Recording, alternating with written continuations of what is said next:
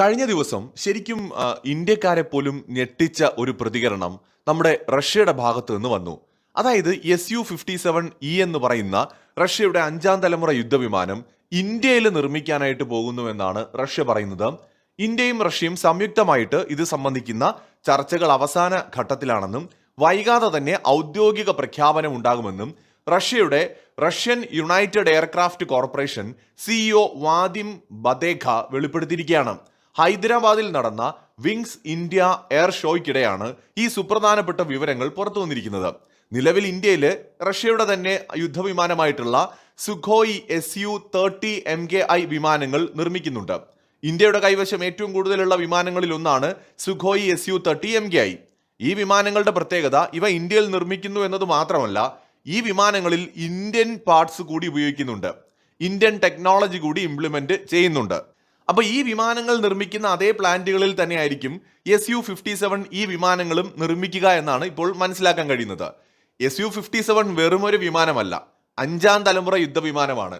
America അവരുടെ F-35 നമുക്ക് offer ചെയ്ത അതേ സമയത്ത് തന്നെയാണ് റഷ്യയും അവരുടെ Su-57 നമുക്ക് ഓഫർ ചെയ്യുന്നത്. പൂർണ്ണമായ ടെക്നോളജി ട്രാൻസ്ഫർ, ഇന്ത്യയിൽ നിർമ്മിക്കാം തുടങ്ങിയ നിരവധി ഓഫറുകളാണ് റഷ്യ ഇന്ത്യയുടെ മുന്നിൽ വച്ചത്. എങ്ങനെയാണോ Su-30 MKI വിമാനങ്ങൾ ഇന്ത്യയിൽ നിർമ്മിക്കുന്നത്, അതുപോലെ തന്നെ Su-57E നിർമ്മിക്കാമെന്നാണ് റഷ്യ പറയുന്നത്. എന്ന് വെച്ചാൽ ഇന്ത്യൻ നിർമ്മിത ഘടകങ്ങൾ കൂടി ഉൾപ്പെടുത്തിക്കൊണ്ട് നിർമ്മിക്കാൻ കഴിയും.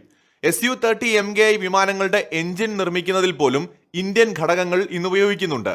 ഇന്ത്യയിൽ നിന്ന് ഈ വിമാനങ്ങൾ വാങ്ങാൻ അർമേനിയ അടക്കമുള്ള രാജ്യങ്ങൾ താല്പര്യം പ്രകടിപ്പിച്ചിട്ടുണ്ട്.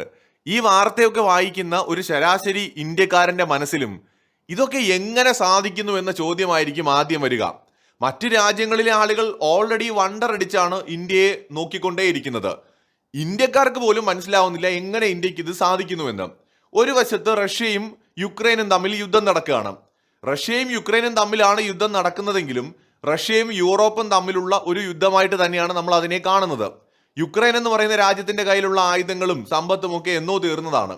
ഇന്ന് യുക്രൈൻ യുദ്ധം ചെയ്യുന്നത് നാറ്റോ രാജ്യങ്ങൾ, വിശേഷിച്ച് യൂറോപ്യൻ രാജ്യങ്ങളുടെയും അമേരിക്കയുടെയും സപ്പോർട്ടോട് കൂടിയിട്ടാണ്. യുദ്ധം ഇപ്പോഴും നടന്നുകൊണ്ടിരിക്കുകയാണ്.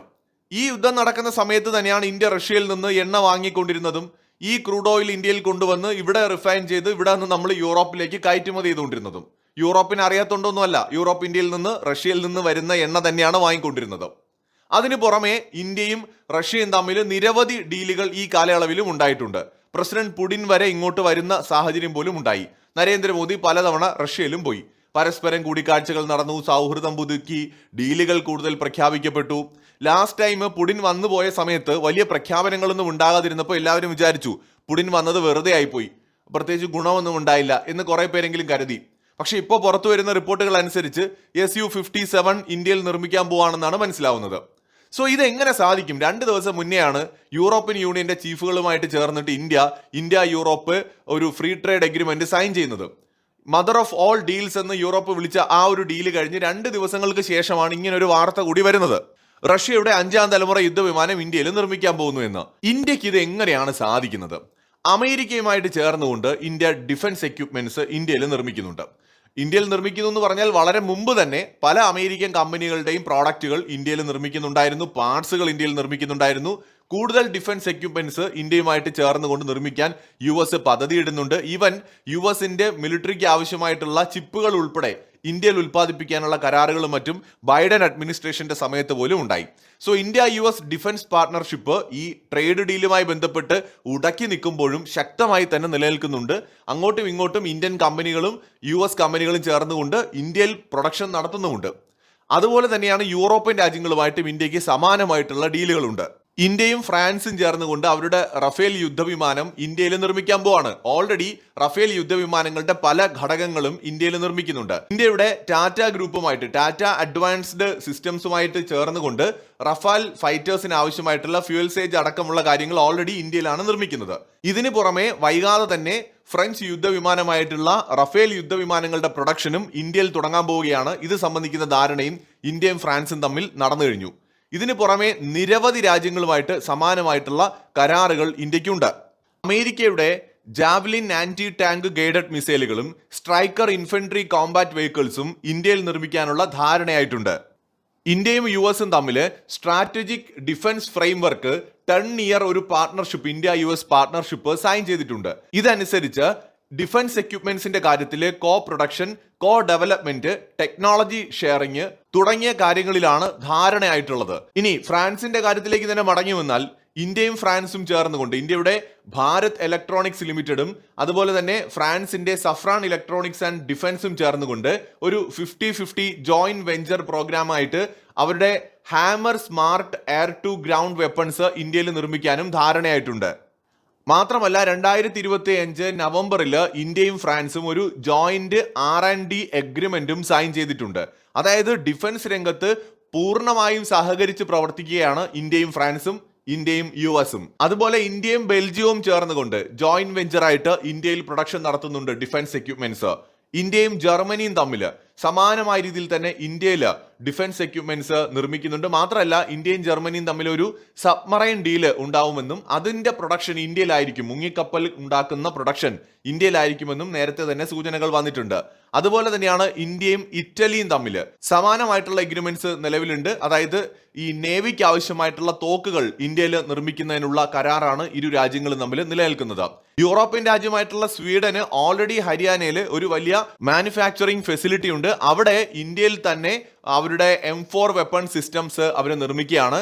ശരിക്കും ഇത് ഇന്ത്യയിലെ തന്നെ ആദ്യത്തെ 100% ഫോറിൻ ഡയറക്റ്റ് ഇൻവെസ്റ്റ്മെന്റ് പ്രോജക്റ്റുകളിൽ ഒന്നായിട്ടായിരുന്നു അറിയപ്പെട്ടിരുന്നത്. ചെക്ക് റിപ്പബ്ലിക്കും ഇന്ത്യയും തമ്മിലും ജോയിന്റ് ഡിഫൻസ് പ്രോഗ്രാമുകൾ അല്ലെങ്കിൽ മാനുഫാക്ചറിംഗ്, ടെക്നോളജി എക്സ്ചേഞ്ച്, ട്രെയിനിങ് തുടങ്ങിയ കാര്യങ്ങളൊക്കെ പ്ലാനിലുണ്ട്. ഇന്ത്യയും യൂറോപ്യൻ യൂണിയനും തമ്മിൽ പുതിയ ഒരു സാഹചര്യത്തിൽ, ട്രേഡ് ഡീൽ വന്ന സാഹചര്യത്തിൽ ഡിഫൻസ് പാർട്ണർഷിപ്പിന് കൂടി ധാരണയായിട്ടുണ്ട്. ഒന്ന് ആലോചിച്ച് നോക്കി, എത്ര രാജ്യങ്ങളുമായിട്ടാണ് ഇന്ത്യ ഈ ഒരു ഡിഫൻസ് പാർട്ണർഷിപ്പ് എന്നതിലുപരിയായിട്ട് അവരുടെയൊക്കെ വെപ്പൺസിന്റെ പാർട്സുകളോ അത് പൂർണ്ണമായിട്ടോ ഇന്ത്യയിൽ കൂടെ ഇന്ത്യൻ കമ്പനികളുമായി ചേർന്നുകൊണ്ട് ഇന്ത്യയിൽ പ്രൊഡക്ഷൻ നടത്തുന്നു എന്നുള്ളതാണ് ഇതിലെ ഇൻട്രസ്റ്റിംഗ് ആയിട്ടുള്ള കാര്യം. ഇവിടം കൊണ്ട് തീർന്നില്ല. ഇസ്രായേലും ഇന്ത്യയും തമ്മിൽ എത്രയോ കാലമായിട്ട് സമാനമായ രീതിയിലുള്ള പ്രൊഡക്ഷൻ നടക്കുന്നുണ്ട്. പ്രത്യേകിച്ച് ബരാക്ക് 8 പോലെയുള്ള മിസൈലുകൾ, അത്യാധുനികമായിട്ടുള്ള മിസൈലുകൾ, ഡ്രോണുകളൊക്കെ തന്നെ ഇരു രാജ്യങ്ങളും ചേർന്നുകൊണ്ട് നിർമ്മിക്കുന്നുണ്ട്. ന്യൂ ഡിഫൻസ് കോർപ്പറേഷൻ MOU 2025 നവംബറിൽ സൈൻ ചെയ്തിട്ടുണ്ടായിരുന്നു. അതുപോലെ തന്നെ industry level co production joint വെഞ്ചറുകളൊക്കെ ഇരു രാജ്യങ്ങളും തമ്മിൽ നടത്തുന്നുണ്ട്. അതൊന്നും പ്രത്യേകിച്ച് പറയേണ്ട കാര്യമില്ല. ഓൾറെഡി ഇന്ത്യയും ഇസ്രയേലും തമ്മിൽ ഈ തരത്തിൽ പ്രൊഡക്ഷൻ നടത്തുന്നുണ്ട്. ഇനി റഷ്യയുടെ കാര്യം പറഞ്ഞു കഴിഞ്ഞാൽ AK-203 തോക്കുകൾ ഇന്ത്യയിൽ നിർമ്മിക്കുന്നുണ്ട്. ബ്രഹ്മോ സൂപ്പർസോണിക് ക്രൂയിസ് മിസൈൽസ് ഇന്ത്യയും റഷ്യയും ചേർന്നാണ് നിർമ്മിക്കുന്നത്. റഷ്യയുടെ പ്ലാറ്റ്ഫോമുകൾ T-90 ടാങ്ക്, Su-30 MK എന്ന് പറയുന്ന യുദ്ധവിമാനം, അതുപോലെ ഹെലികോപ്റ്ററുകൾ, ഇതെല്ലാം തന്നെ ഇന്ത്യയിൽ പ്രൊഡക്ഷൻ നടത്തുന്നുണ്ട്. അതുപോലെ തന്നെ കപ്പലുകൾ ഇന്ത്യയിൽ പ്രൊഡക്ഷൻ നടത്തുന്നുണ്ട്. അങ്ങനെ നിരവധി ആയുധങ്ങൾ ഇന്ത്യയിൽ, റഷ്യൻ ആയുധങ്ങൾ ഇന്ത്യയിൽ പ്രൊഡക്ഷൻ നടത്തുന്നുണ്ട്. ഇതിന് പുറമെയാണ് Su-57 എന്ന് പറയുന്ന അത്യാധുനികമായിട്ടുള്ള വിമാനങ്ങളും ഇന്ത്യയിൽ നിർമ്മിക്കാൻ പോകുന്നു എന്നുള്ള വാർത്തകൾ വരുന്നത്. ഇപ്പൊ ഇന്ത്യയെ സംബന്ധിച്ചിടത്തോളം ധാരാളം കമ്പനികൾ, Hindustan aeronautics limited, Bharat electronics limited, Bharat dynamics limited, Mazagon dock ship builders, Cochin shipyard limited, armed vehicles Nigam limited, യന്ത്ര ഇന്ത്യ ലിമിറ്റഡ്, അല്ലെങ്കിൽ gliders India limited, India Optel limited, അങ്ങനെ നിരവധി ഗവൺമെന്റിന്റെ നിയന്ത്രണത്തിലുള്ള കമ്പനികൾ.